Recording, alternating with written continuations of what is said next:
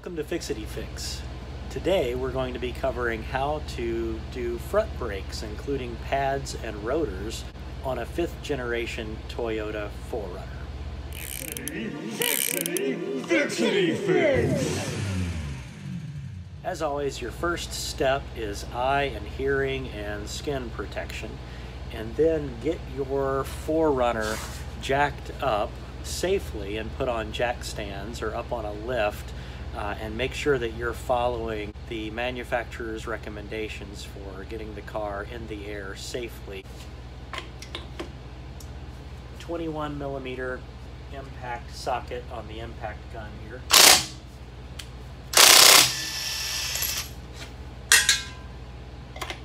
Remove them in a star pattern. Because you're going to be compressing the caliper cylinders in on the brake calipers, that will be pushing fluid back into the brake reservoir. So make sure you've got plenty of room in your brake fluid reservoir. If you're at the minimum setting, that should give plenty of room for the fluid that's in the pistons to push back into the reservoir. If it's maximum or above, you will reduce the risk of brake fluid flowing out of your brake fluid reservoir and then damaging the paint inside your engine compartment by evacuating some of the brake fluids with something like a clean turkey baster or a fluid evacuation system of some sort. It'll be helpful for you to have a bungee cord to hold your caliper up to your strut tower without stressing your brake line. A breaker bar is helpful to have around for breaking the caliper bolt torque. Those are 17mm bolts. Sometimes a hammer is necessary to help with the brake rotor removal, but I'll show you a trick here on a lot of Toyotas that involves M8 threaded bolts, M8 1.25. I find it helpful to have a couple of large pliers around for compressing the cylinders on both sides. It helps to have a couple to do that simultaneously. I usually keep some rust reform with me when I'm doing brake jobs, because you can usually find areas of the car that have a little bit of rust on them, and I like to touch those up, especially on this 5th generation 4Runner. This thing's bound to be a future classic, and I want to keep it in pristine shape. A torque wrench with, you'll need a series of 17mm sockets and wrenches, so you see those there. You will need a 12mm socket wrench to get out the ABS and brake line holder here. You'll just need to remove that bolt just so you can hang the caliper securely without damaging your brake line. I have a 17mm long wrench too that's sometimes helpful to get at those without the need for a breaker bar. It just depends on how tight it is or how galled the threads are. A wire brush, Loctite. I use blue Loctite. It still surprises me that blue Loctite comes in the red bottle. And brake system grease, some type of silicone brake grease. Anti-seize is helpful in certain applications here. And a flashlight, and of course some brake clean.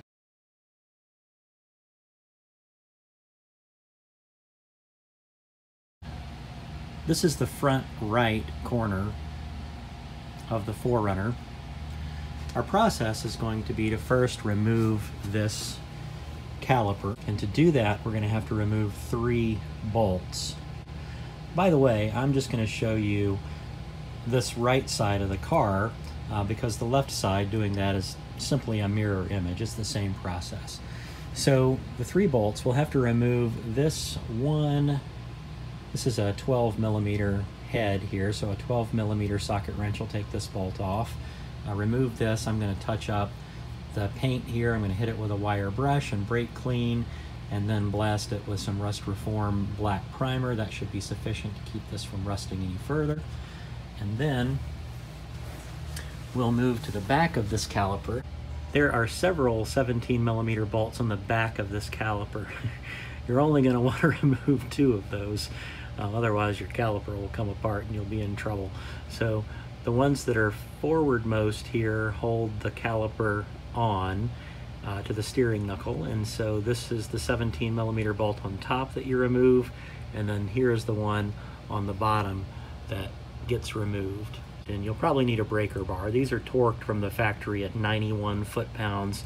When you're done, you need to torque them back to 91 foot-pounds. We're going to begin with this 12mm bolt holding on the brake line retainer clip. Just got to wiggle that out. And I'm going to clean up the rusty area with my wire brush.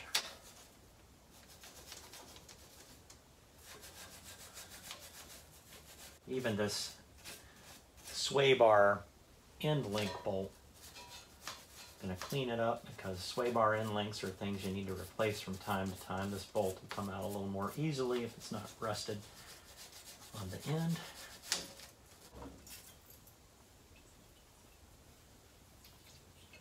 Wash it down with some brake clean. Give the brake clean a chance to flash off.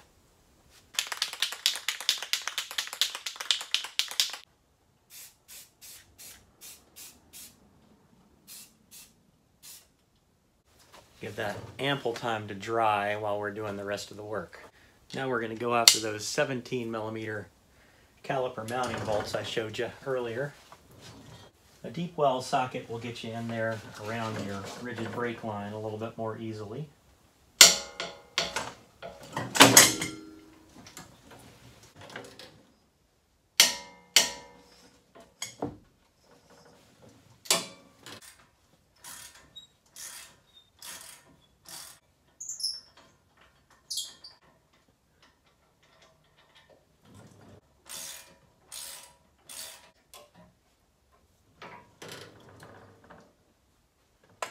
Sometimes you have to wiggle or pry on these calipers a little bit to get them off because of tension on the pads. I think in this case it feels like it's probably just going to pop right off. If it doesn't, what I find helpful is you can just pry it back, pry it side to side, and that'll push fluid back into the hydraulic cylinders, and then it'll come right off. Support it as you pick it up because you don't want pressure on your brake line or your ABS lines. Those can get expensive. Hang it in a way that it doesn't cause undue stress for those lines. An easy mistake to make on the 4Runner would be to think you have to take this axle bearing cap off to pull the rotor off. You don't have to. The rotor actually just slides on top of the whole hub assembly. They have a couple of M8 holes threaded into the rotor hat. So have a couple of M8 bolts. Interestingly, the 12mm we took out earlier is an M8, so in a pinch you could use the bolt that held in your ABS sensor clamp. I'm using these two that I keep around the workshop and in my 4Runner kit. These M8 bolts are everywhere on this car. It's good to use two because it pulls off the hub a little more evenly. If you're going to have the hub resurfaced, you want to keep it in as good a shape as you can. So you just run these in.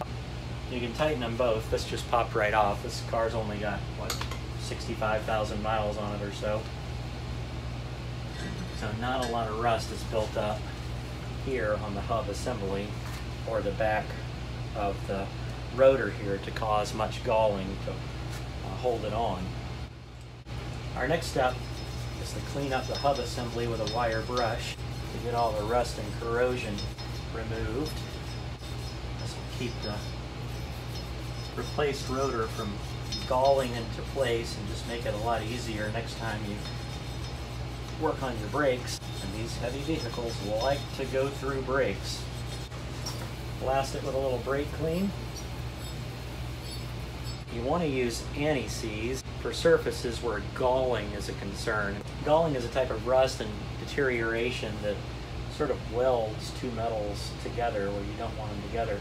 You want to keep your anti-seize off of your lug bolts.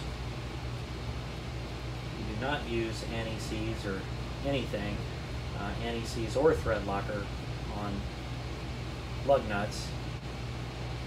It's alright if a little gets on there. Get your hands clean, or change out to fresh gloves before you start messing with your new rotor and pads. You do not want any lubrication or oil or anti-seize or even skin oils to get on your rotor surface or your new pads, or it's going to interfere with your stopping ability and safety. The next step is to blast down our new rotor surface with brake clean. Make sure to rinse it off really well. Fresh clean rag to wipe off any residue. Usually rotors come from the factory with a coating of assembly grease or some type of grease just to keep them from rusting while they're on the shelf or being shipped to you.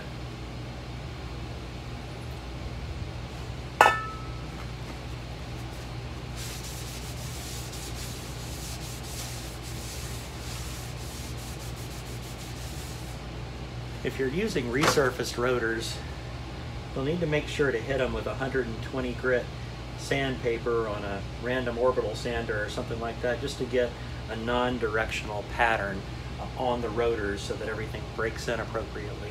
These come already with the crosshatch pattern, so I didn't have to worry about that. I'm choosing to use rotors and pads from Power Stop. I've had good luck with those recently. Not a brand I was all that familiar with, but I tried them out on a sports car and 2 trucks, and they've worked really well. I like that they're drilled and slotted. We're going to try those and see how they do. There are some people that don't like the drilled and slotted rotors on 4x4s because there's a concern that you could get mud and gunk caught up in those little holes and it could impact braking. I haven't ever had that problem, but I don't do a whole lot of off-roading. Good idea at this point, when you place the new rotor onto the hub assembly, to put one of your lug nuts onto the bolt near the bottom. That way you use gravity and friction to hold things together while you work on your caliper assembly and then get the caliper assembly back into place. I have removed an ABS line. You don't have to do this if you're doing this just at home. I removed the ABS line so I could bring the business end of this caliper around so you could see it a little bit better. This is the bleed nipple on the caliper. The bleed nipple always faces up, so if you get confused about orientation, just make sure that you put this part on facing up and toward the car. It has to face up because it bleeds the air out of the brake lines, and air is lighter than brake fluid, so it rises to the top and then comes out and then it tightens. That's why it's always on top. I usually take a picture of the caliper before I get started just so I get all the retaining clips back in exactly the right place and the pads to go back in the right place.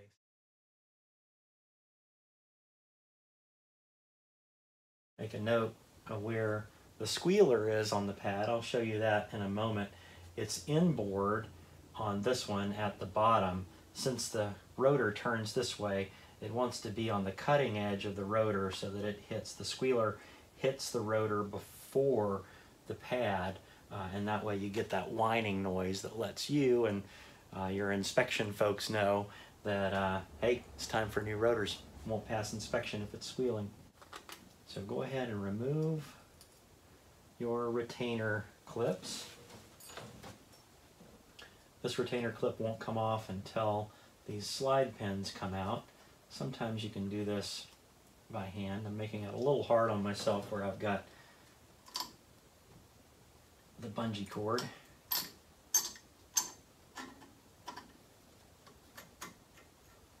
That comes out, retainer clip comes out. If your new pads don't come with retainer clips, hang on to those and polish them up, clean them really well, and you can reuse them if they're not in terrible shape. Holding your old pads in place, you can use a slide pin just to keep them from falling out. Here's where you need your 2 channel locks. Grab right in the middle of the old pads, one side and then the other at the same time, and then give everything a squeeze to get your pistons set to the lowest point. You have to go slowly here, otherwise you end up pushing out too much fluid back into the system. If you go too quickly, you can end up damaging a seal.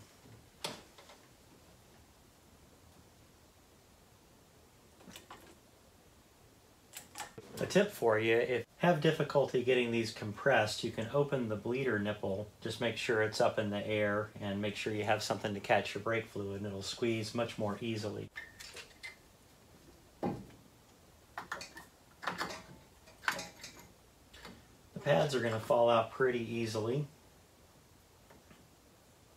and they'll come out either direction. If you're using Toyota pads or some other pads and they don't come with this anti-rattle shim, you're going to need to hold on to these. The pads I'm using come with a new anti-rattle shim, so we can dispose of these.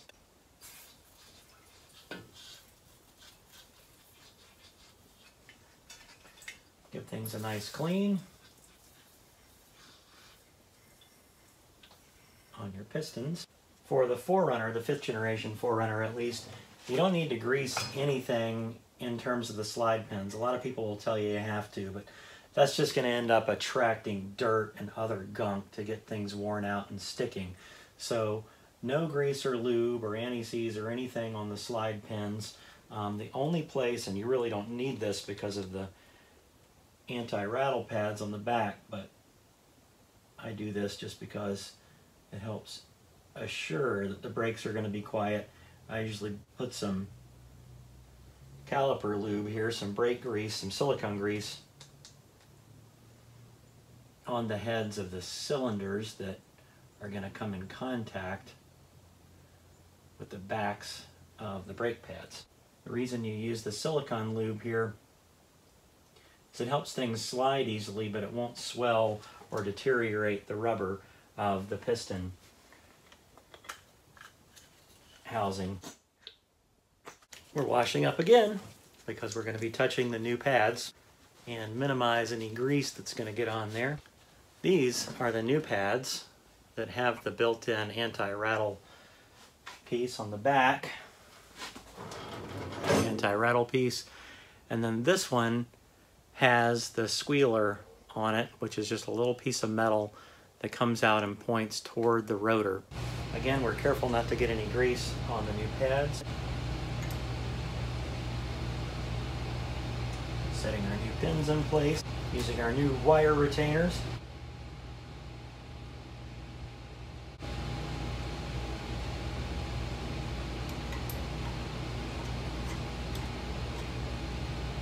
That slide pin is in place. We need to remove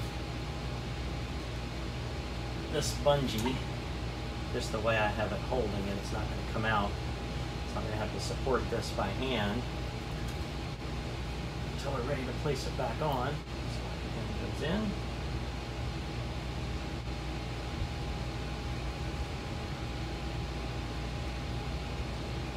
The slide pins are held in by this wire retainer.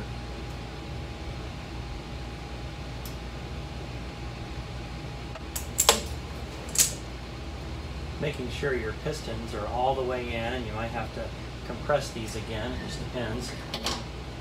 Slide calipers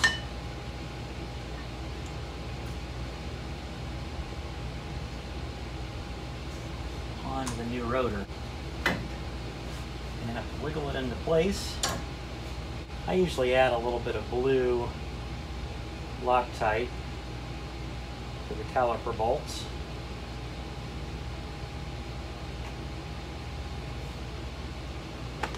Not really necessary if you're torquing them to 91 foot-pounds, which I'm doing, but I like a little bit of extra reassurance when it comes to braking. Probably going to have to wiggle the caliper a little bit to get this bolt started. You don't want to cross thread these or you'll be potentially out a new steering knuckle, and there's a whole lot of work involved in getting that out and back in. Now we're just going to tighten down those 17mm caliper bolts. We'll do it sort of like we're tightening up a wheel, and tighten one down a little and then tighten the other one down a little bit, and then go back and forth until we've tightened both of them up to 91 foot-pounds. Try to zoom out with this other hand so you can get a sense of where we are in the process. Torque to 91 foot-pounds.